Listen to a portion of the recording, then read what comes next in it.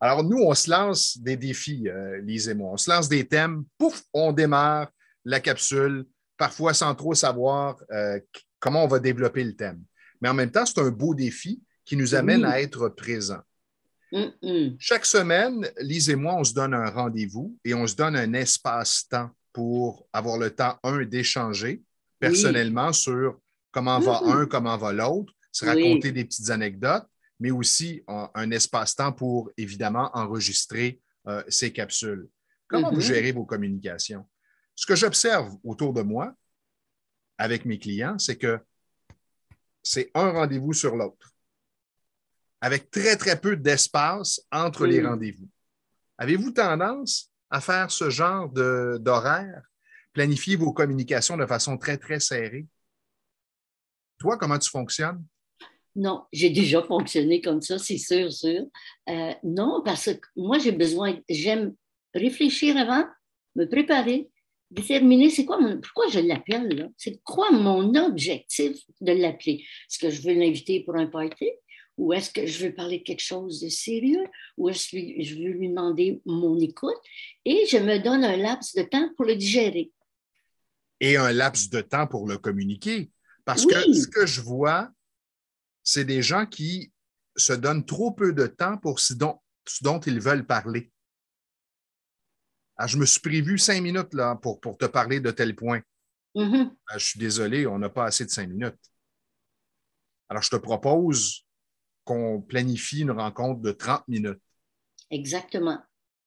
Moi, j'utilise, j'en ai partout, là, des chronomètres.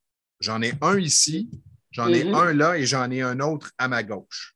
Oui, oui, Évidemment, ça me vient de la radio, mais sûrement. cependant, je sensibilise mes clients Bien à sûr. juste estimer leur temps. Parce que en communication, on n'est tellement pas habitué de le faire que les gens, souvent, se donnent très peu de temps, sont trop Oui, ambitieux, oui, ce qui oui. bouscule la communication et ce qui amène des incompréhensions, des insatisfactions. Oui. Moi, je vais dire, un peu comme toi, donnons-nous une heure. Si jamais on a besoin de plus, mais prévois un petit 15 minutes là, au cas où. Et moi aussi, ma minuterie, une genre de minuterie, alors que je pense qu'intuitivement, je ne sais pas si tu es comme ça, Stéphane, je sais un peu quand l'heure arrive. Hein. Et puis, moi aussi, je le dis, ah, là, il nous reste un bon 10 minutes, ça va? Ah, alors pourrais-tu continuer un autre 10, 15 minutes max? Alors, c'est bien géré. Et moi, je ne me sens pas euh, pressée, bousculée, et l'autre non plus. Exact. J'ai l'expérience de cet après-midi, là, au moment où on enregistre cette capsule, c'est dans Mhm. l'après-midi. Et juste avant la rencontre avec Lise, j'avais une rencontre avec quelqu'un qui me coachait.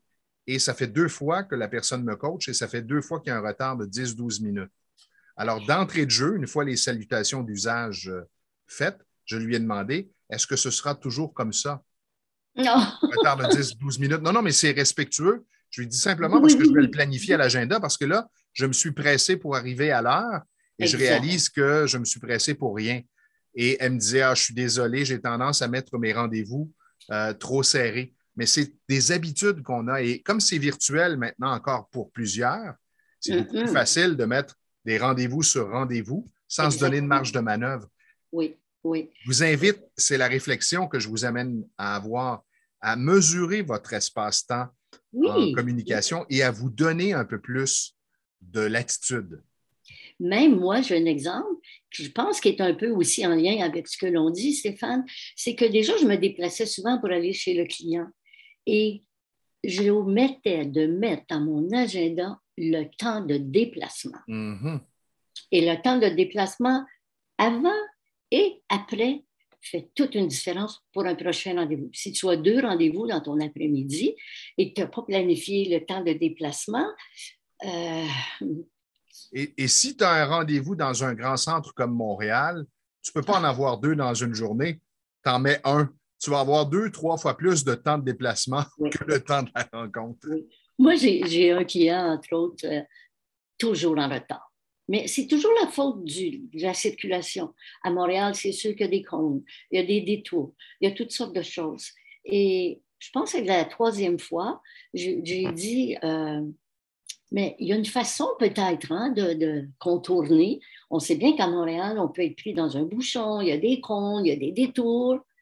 Alors, qu'est-ce que tu fais pour prévoir ça? Ben, il dit, qu'est-ce que tu veux? C'est comme ça, je n'ai pas le choix. Et moi, je dis, est-ce que tu aimerais ça que je te donne une solution? Il m'a dit, mais oui. Alors, j'ai dit, alors 15 minutes plus tôt. Moi, puis je l'ai fait par expérience, Stéphane. Si je me donne 15 minutes de plus, je suis toujours à l'heure. C'est toujours un absolu. Et je te trouve conservatrice parce que moi, c'est beaucoup plus que ça. Je me donne, quand j'ai un rendez-vous à Montréal, je me donne environ 45 minutes. Et si j'arrive à me stationner, tout ça, et qu'il me reste 30 minutes, je regarde s'il y a un petit resto, un petit endroit, et je vais prendre un café. Ça me permet juste de me déposer et d'arriver à ma rencontre plus relaxe. Détendu, à Exactement. l'écoute, pas tout énervé, ou je me stationne mal. Oh non, très, très précieux de considérer le temps pour mes communications.